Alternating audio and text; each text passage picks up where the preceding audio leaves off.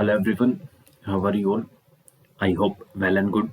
As you know, myself is Anil Kumar and I am here at this platform for the subject zoology.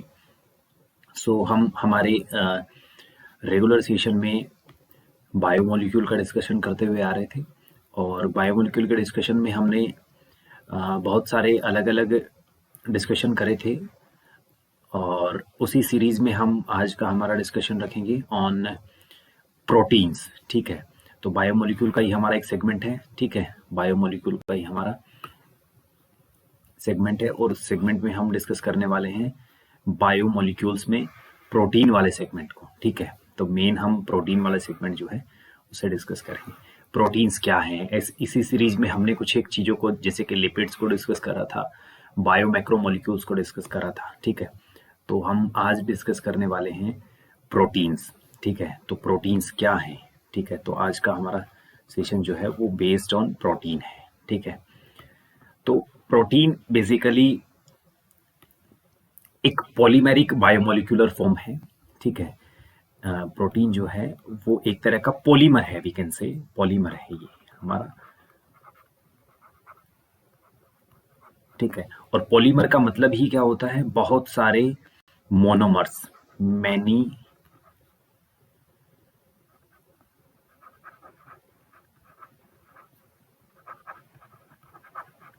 ठीक है, monomers, बहुत सारे monomers एक साथ combine हो जाते हैं। कहने का मतलब है कि ये मोनोमर हो गया एक, दूसरा मोनोमर, तीसरा मोनोमर, ये मिलकर बनाते हैं एक पॉलीमर।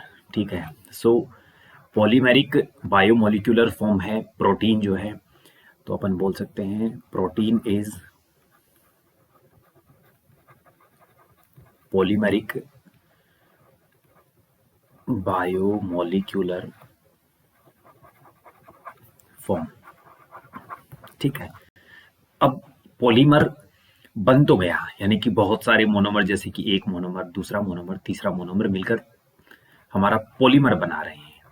लेकिन ये मोनोमर यूनिट्स क्या होनी चाहिए, यानी कि प्रोटीन की मोनोमर यूनिट क्या है।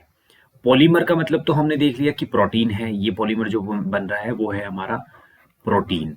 लेकिन ये प्रोटीन कौन से मोनोमर से मिलकर बना है, तो ये जो मोनोमर होते हैं हमारी प्रोटीन में, तो ये मोनोमर जो हैं वो होते हैं अमाइनो एसिड्स, जिसे अपन शॉर्ट में ए के नाम से भी लिखते थे, अमाइनो एसिड्स। और चैप्टर की स्टार्टिंग में, बिगिनिंग में हमने अमाइनो एसिड्स की बेसिक डिस्कशन करी थी। उसके अकॉर्डिंग हम प्रोटीन्स कैसे फॉर्म होते हैं, बनते हैं, इस चीज को देखने वाले हैं। सो प्रोटीन है ये हमारी। ठीक है, प्रोटीन में बहुत सारे क्या हैं, एमाइनो एसिड्स हैं। ठीक है, ये पॉलीमर है, यानी कि प्रोटीन जो है ये वाला पार्ट जो है ये पॉलीमर है, और ये बहुत सारे मोनोमर्स हैं। ठीक है, तो हम इसी चीज को डिस्कस करने वाले हैं। यानी कि अमीनो एसिड्स में हमने देखा था कि एक सेंट्रल एटम कार्बन होता है, जिसे अपन अल्फा कार्बन भी बोल देते हैं। इस पर एक तरफ कार्बोक्सिलिक ग्रुप ऐड होता है, दूसरी तरफ अमाइनो ग्रुप ऐड होता है।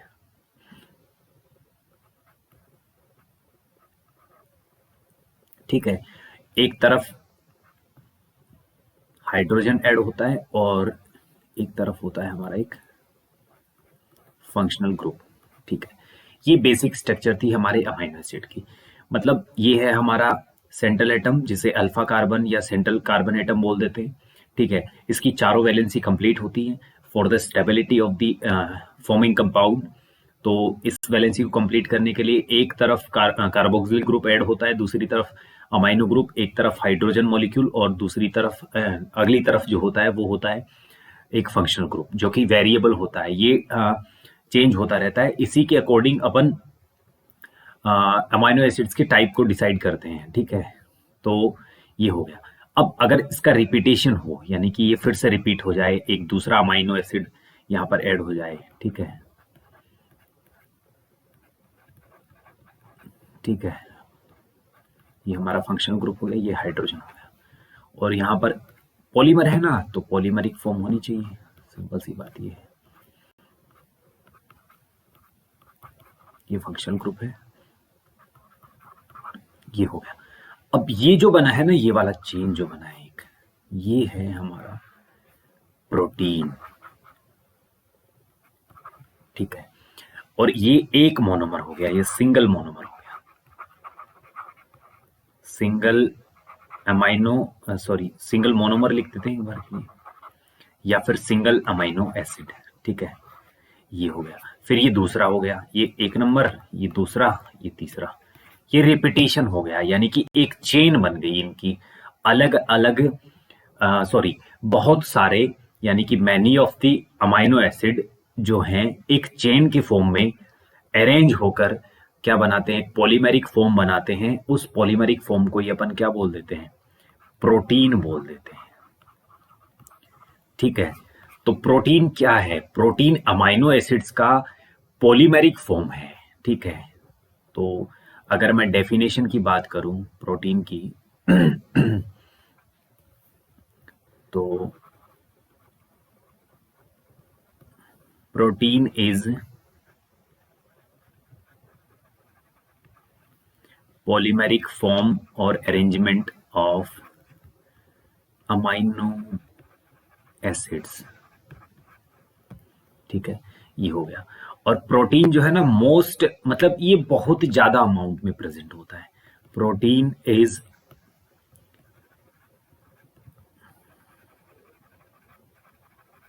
Most abundant biomolecule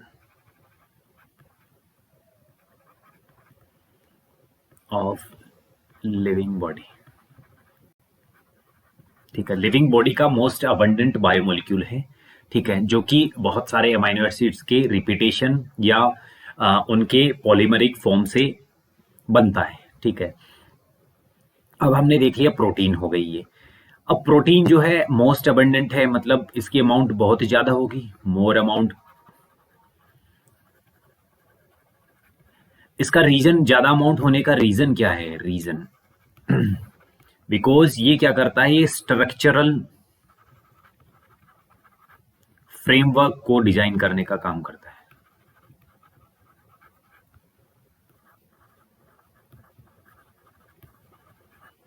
structural framework को डिजाइन करने का काम करता है हमारी बॉडी में, ठीक है। जैसे कि बहुत सारी हमारी ऐसी स्ट्रक्चर्स हैं हमारी बॉडी में जो कि प्रोटीन की अबंडेंस से ही फॉर्म हो पाती हैं। अगर प्रोटीन की अबंडेंस वहां पर नहीं है तो वो स्ट्रक्चर्स जो हैं वो इतनी प्रॉपर मैनर में फ्रेम नहीं हो पाएंगी। सो मोस्ट अबंडेंट है बिकॉज इसकी अमाउंट ज्यादा है। ज्यादा अमाउंट होने का रीजन है स्ट्रक्चरल फ्रेमवर्क को डिजाइन करने का काम करती है हमारी प्रोटीन, ठीक है। बहुत सारे अमाइनो एसिड्स के रिपीटेशन से बनती है। अब जो हमारी एनसीईआरटी में गिवन है प्रोटीन के बारे में वो देख लेते हैं, ठीक है। लिखा है proteins proteins are basically the polymeric form of amino acids, ठीक है।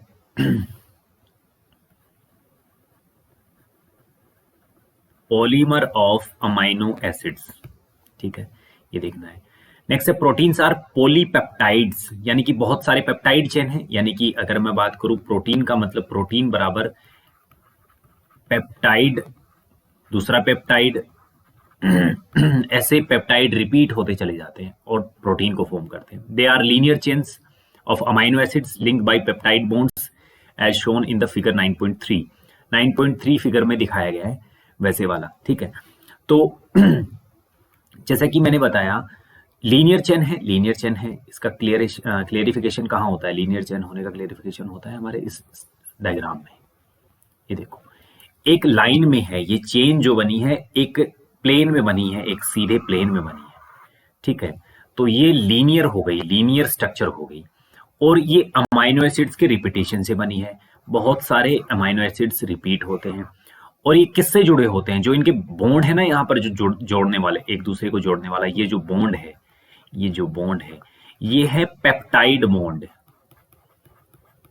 ठीक है, पेप्टाइड बॉन्ड। और इन पेप्टाइड बॉन्ड से जुड़कर अमाइनो एसिड से बनने वाली स्ट्रक्चर को प्रोटीन बोल देते हैं, जो कि क्या है, पॉलीपेप्टाइड भी बोल दी जाती है।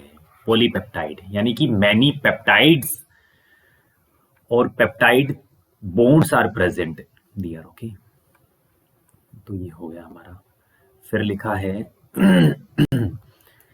Each protein is a polymer of amino acids, ये हमने देख लिया। As there are 20 types of amino acids, 20 प्रकार के अमाइनो एसिड्स प्रेजेंट होते हैं, जैसे कि एलेनिन हो गया, सिस्टीन हो गया, प्रोलीन हो गया, ट्रिप्टोफान हो गया, लाइसिन हो गया। ऐसे वाले 20 प्रकार के अमाइनो एसिड्स होते हैं जिनके रिपीटेशन से या जिनकी पॉलीमरिक फॉर्म में डिजाइन होने से या अरेंज होने से क्या बनते हैं, हमारी प्रोटीन्स फॉर्म होती हैं। नेक्स्ट लिखा है, a protein is a heteropolymer and not a homopolymer. Heteropolymer का मतलब है कि जो अलग अलग टाइप के पॉलीमर से बनती है। हेटेरो का मतलब ही होता है डिफरेंट, ना कि होमो यानी कि सेम पॉलीमर से नहीं बनती है। अगर मैं बात करूं, ये हमारी प्रोटीन है, प्रोटीन में बहुत सारे पॉलीमर हैं, जैसे कि 2 पॉलीमर हैं या फिर 5 पॉलीमर हैं, तो ये दोनों पॉलीमर जो है ना वो होमोपॉलीमर्स नहीं होंगे, ये हेटेरोपॉलीमर होंगे, यानी कि अलग अलग प्रकार के पॉलीमर होंगे।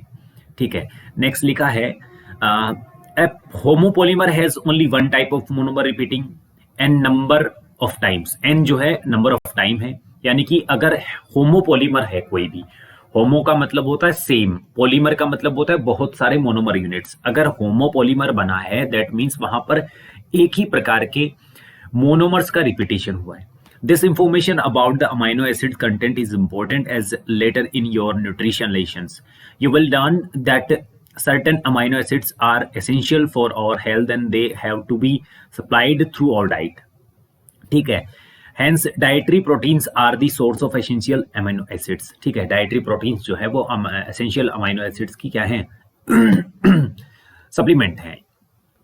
ठीक है, नेक्स्ट लिखा, therefore amino acids can be essential or non essential। इसी बेसिस पर हम essential amino acids और non essential amino acids को कैटेगराइज कर सकते हैं।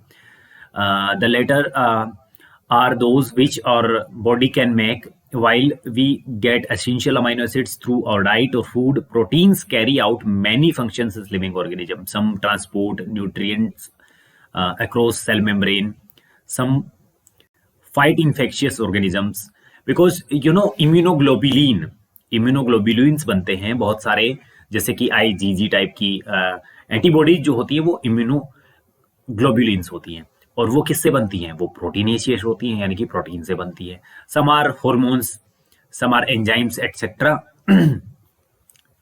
जो कि 9.5 टेबल में गिवन है, वो सारे के सारे काम करती है हमारी प्रोटीन। हमारी बॉडी में बहुत सारे अलग अलग काम करती है।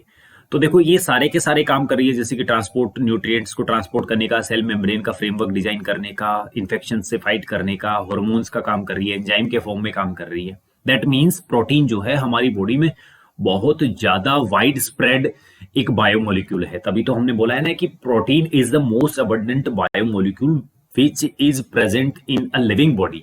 ठीक है, collagen is most abundant protein in animal world and ribulose biphosphate carboxylase oxygenase, जिसे अपन रूबिस्को प्रोटीन बोल देते हैं, is the most abundant protein in the whole of the biosphere. ठीक है, अगर पूरे कंप्लीट बायोस्फीयर की बात करूं तो रूबिस्को प्रोटीन जो है मैक्सिमम अमाउंट में प्रेजेंट है, और अगर केवल एनिमल बॉडी की बात करूं या एनिमल वर्ल्ड की बात करूं, यानी कि एनिमल डाइवर्सिटी में, तो वो मोस्ट अबंडेंट प्रोटीन जो है वो है कोलेजन।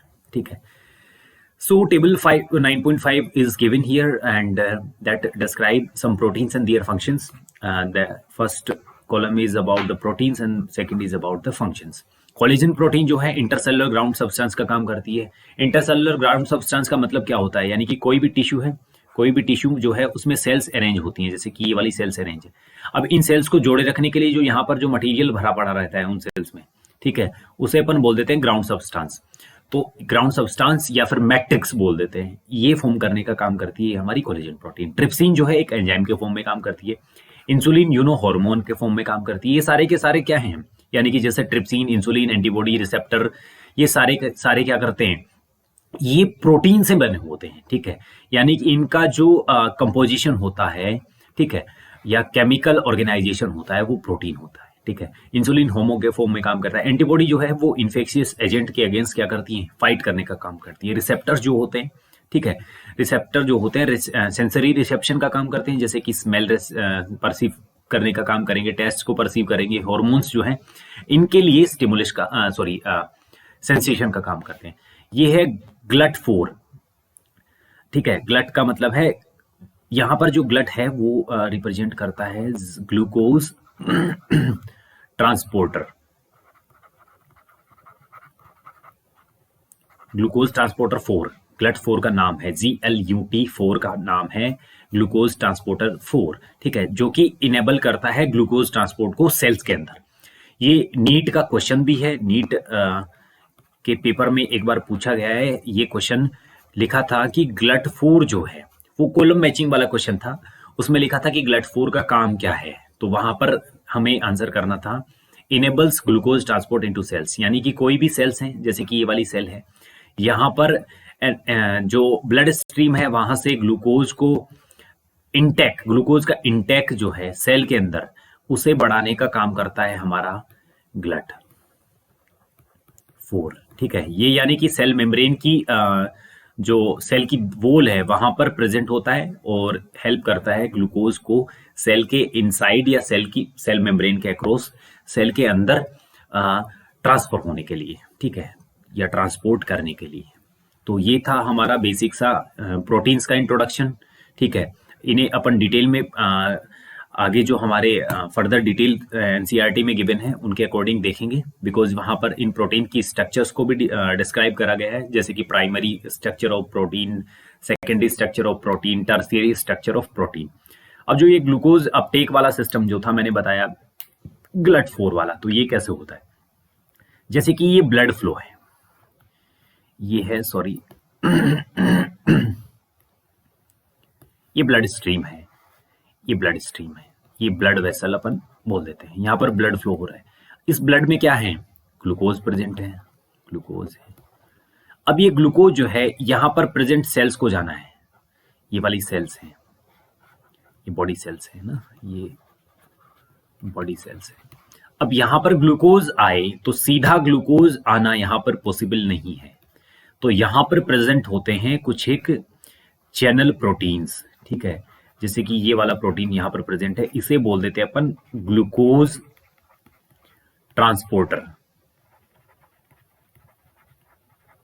ठीक है, और इसका टाइप है 4, ग्लूकोज ट्रांसपोर्टर 4, जिसे अपन इन शॉर्ट GLUT4 बोल देते हैं। ये फैसिलिटेट करता है ग्लूकोज के सेल के इनसाइड ट्रांसपोर्टेशन को। ठीक है, डायरेक्टली सेल्स के अंदर ट्रांसपोर्टेशन होता नहीं है, वहां पर कुछ एक रिसेप्टर्स होते हैं, सॉरी ट्रांसपोर्टर प्रोटीन्स होते हैं या चैनल्स होते हैं, वो क्या करते हैं इस ग्लूकोज के सेल में ट्रांसपोर्ट को फैसिलिटेट करते हैं। तो ये जनरल सा डिस्कशन हो गया प्रोटीन के बारे में। नेक्स्ट लेक्चर में अपन आगे की डिटेल्स को डिस्कस करेंगे, तब तक के लिए थैंक्स।